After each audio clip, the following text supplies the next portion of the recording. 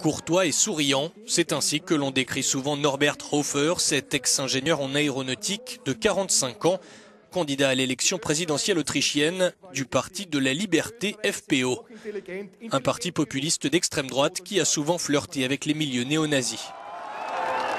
Heinz Christian Strache, la présidente du parti, a rempli sa mission de dédiabolisation.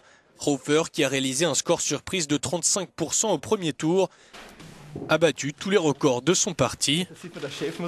13 points devant son premier adversaire, l'indépendant et ancien vert Alexander von der Bellen. Bien qu'il soit engagé en politique depuis une vingtaine d'années, Hofer s'est présenté comme un membre de la nouvelle génération. Partiellement handicapé à la suite d'un accident de parapente, il marche à l'aide d'une canne. Il est marié 2 fois et père de 4 enfants. En 1996, il devient responsable régional du parti.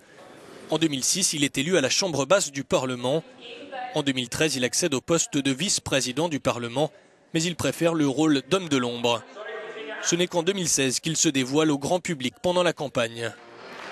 Bénéficiant de la crise des réfugiés, Hofer a su séduire les Autrichiens déçus par la coalition au pouvoir.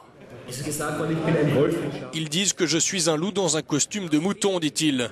Ce n'est pas vrai, je n'ai absolument pas de fourrure. Lors de la campagne, Norbert Hofer a affirmé qu'il était souvent armé d'un Glock, le célèbre pistolet autrichien.